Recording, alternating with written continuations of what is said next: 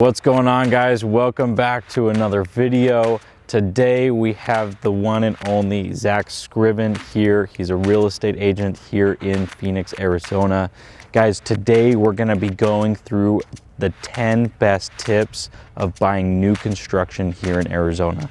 Let's get into that.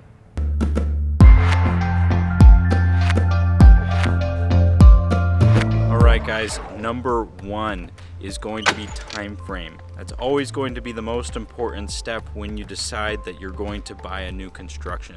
Do you have 6 months to buy a home, or 12 months, or are you trying to get into something in a smaller time frame? This could impact the community that you're buying in, or even if you're going to buy new construction altogether. All right, guys, let's get into number two.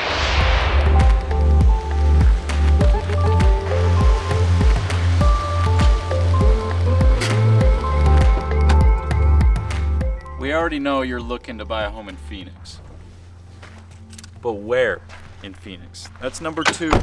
Location, location, location. We got to figure out where in Arizona you're going to be buying. We're at Silva Estates here in Phoenix, and that's what we're going to showcase today in this home buying series. You know that there's plenty of new construction to choose from, but what differentiates Elliott Homes from any other builder? And that's when we're gonna bring in Zach Scriven. All right, to talk a little bit more about location, we have Zach Scriven here with Remax. Hey guys, all right, so we're at Elliott Homes new build community, Silva Estates, and a couple reasons why my client selected this home. Actually, after looking at 250 homes or resale homes on the MLS, he chose this home because of the location. It has great big size lots. It has beautiful views of South Mountain. And also, just check out this cool park. It's a great little community. You guys have to come check it out. So now that you've selected the location, let's get into number three.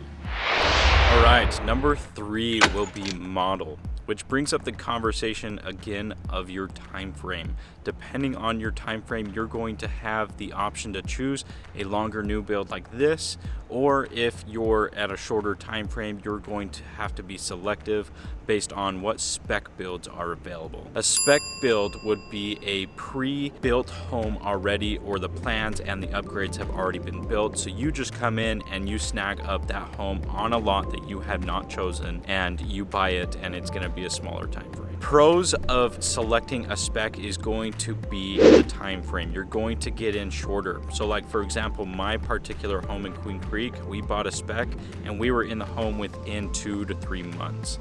If you buy a new construction, meaning from the ground up, then you're going to have a longer time frame depending on the builder and their construction process. But also with the new construction, you have more control than you would with a spec build. You get to choose the lot, you get to choose your upgrades. Whereas in a spec build like mine, I did not get to choose the lot, and I didn't get to choose many of the upgrades. So there's flexibility with both. So this particular home behind us, that's why we have Zach Scriven here. Yeah, so with this home, it was actually due to be a spec home, and we actually came in the middle of the transaction, and we were able to actually change what the finishing products were, what the finishes were, like the paint, inside paint and the cabinets, but some of the construction options, the earlier parts of the construction, those options were already selected for us. So we were able to strike a balance between customization and meeting the client's schedule. Now, Zach has a more in-depth video of this particular home behind us. Click the link above or below to check out that video. All right, number four, as you can see behind us, the lot. The lot's going to be an integral part of your construction process. If you do buy new construction or in a spec phase such as this, you get to choose your lot. That means that if you need enough room for a pool, then you need to choose a lot worthy of a pool. Or if you want a larger backyard, maybe on a corner lot, then you're going to have that as well. But keep in mind, every lot's going to have a different price. So if you want a larger lot, prepare to pay a little bit more. This lot in particular had a $10,000 premium lot. So in order for him to have enough space for the pool and anything else he does to this yard, he had to pay that premium. And you can expect to pay more or less for similar or larger lots. We're gonna bring in Zach again to talk about this. All right, guys, so when you're on your new construction home buying journey, the lot is going to be a particular place where you're going to want to pay extra attention to. Now, there is going to be a lot premium associated with the larger or more desirable lots in a new home community. This lot that we're standing in right now had an additional premium of $10,000. So the purchase price, the base model that this home was $420,000. So we'll put that up on the screen here. It was $420,000 base, $10,000 lot premium, and the client also had about $30,000 in upgrades and about $40,000 in pool and landscaping. Now, because we did choose to get the pool incorporated into the loan, which we'll talk more about loans, Josh will talk more about loans later in this video, but because we choose to, the client did want to get the pool incorporated into his loan, we did have to use the builder lender, but Josh was our advisor the entire way through the process. It was really awesome. But again, we're gonna talk more about lending in a second, but the lot premium is one upgrade you do wanna invest money into, because the lot is something you cannot change after the fact. You can always change paint or upgrade your cabinets, but your lot is something that you're stuck with, so consider getting what suits your needs. All right, that wraps up number 4. Let's get into number 5, financing. Number 5, let's talk about financing. Chances are, if you're buying new construction, unless you're paying cash, you are going to need financing for the home. So let's go into a little bit of the nitty-gritty based on what this involves. So as everybody's aware, during past videos, I've talked about some of the loan options. So you have pretty much all of those loan options available for new construction. So we're not going to necessarily talk about conventional FHA or anything regarding that financing, because you do have options. Let's talk a little bit about the process, because the process is considerably different than if you were to buy a pre-existing home.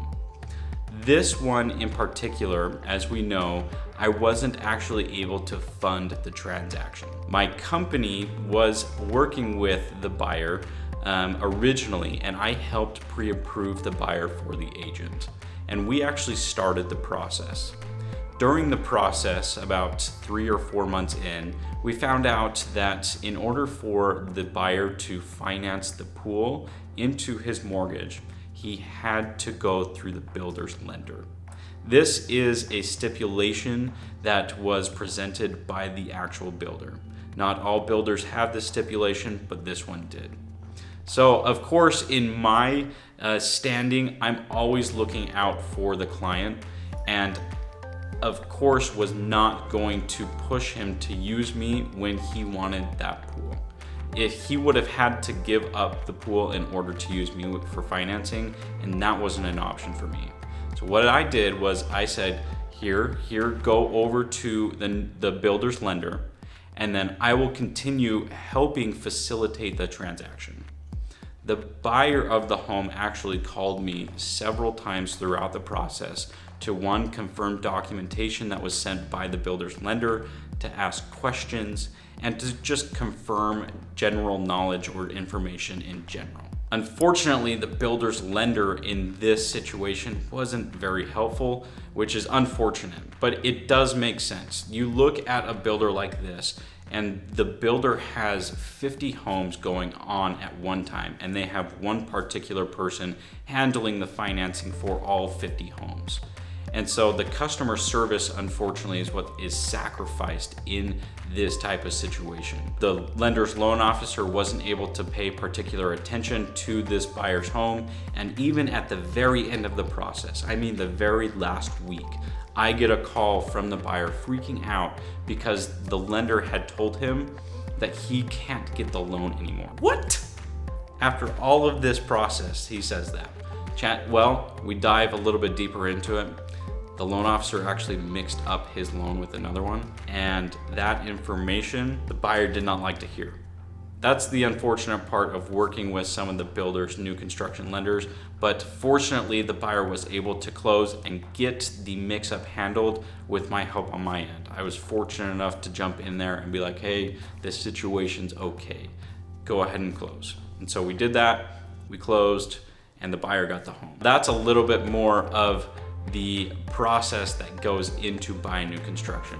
Let's get into number 6. Number 6 is going to be your upgrades process. You've picked your location, you've picked your house, you've picked your model, you've signed a basic contract that your agent and your loan officer, such as myself, has reviewed. Now you need to go and pick the upgrades and finalize all of your documentation. This house specifically, Zach is going to go into more in-depth detail as to what an upgrade is and what this one entails. All right, let's move on to the next one, number 7, and that's gonna be your construction employees. Right, number 7 is going to be your construction employees, such as your project manager, or whoever is managing the crews working on your house. This is going to be a quick subject, but you want to make sure that they have somebody great involved and make sure that they provide your realtor with their cell phone number. That way they can contact them at any point during the process to fix any issues that do arise, such as some framing issues, or maybe a paint issue, or maybe that there's an issue with the concrete or the laying of the foundation.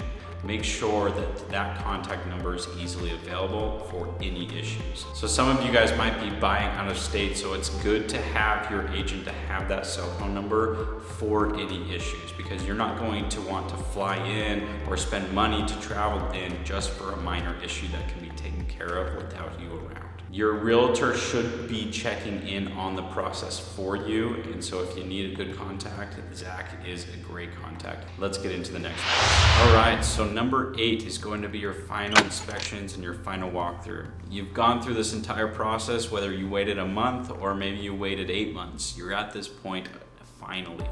Now we're gonna bring in Zach to touch a little bit more on what's involved with this step. For your final walkthrough, there's actually 2. One is earlier on in the construction process. That's your frame option walk. We've done another video explaining what that is. You can click or tap the card there. The second one is the final walkthrough, where we're gonna go through, you, your realtor, and the builder are gonna go through with blue tape and mark every location that needs to be fixed, whether it's a ding or a dent, or maybe some caulking missing. They're gonna make sure the home is ready to close, which is gonna bring us to number 9. All right, number 9 is going to be the funding of your loan. This is where your financing company needs to do all their final checks to make sure that your financial situation hasn't jeopardized anything with the closing. So as I mentioned before with the financing, unfortunately the buyer of this house had a mix-up where the builder's lender was thinking that he had made a change in his income, that actually the builder's lender didn't think that they could close the loan anymore. After an easy and in-depth review, I was able to tell him that it's still fine and nothing had changed. So that's something that needs to happen during the funding process, and just dot the I's and cross the T's to get everything done so you can get your keys. So during this process, you want to make sure that your loan officer has great customer service and that they're at least answering their phone. Now, if this isn't the case and you're during this process and you might be close to closing, give me a call. Contact me at the Calendly link below where you can schedule a call with me and we can review all the details of your new construction. Even if I'm not closing your transaction, I am more than happy to help. Let's get into number 10, getting your keys. All right, you've made it. Step 10, this is where you get your keys. You've funded the loan, you've gone through the entire stressful process. The keys are now yours. Here you go. Thanks so much for watching, guys. That was the 10 steps to buying a new construction home. Thank you so much, Zach, for being a part of this and helping out. Thank you, Josh.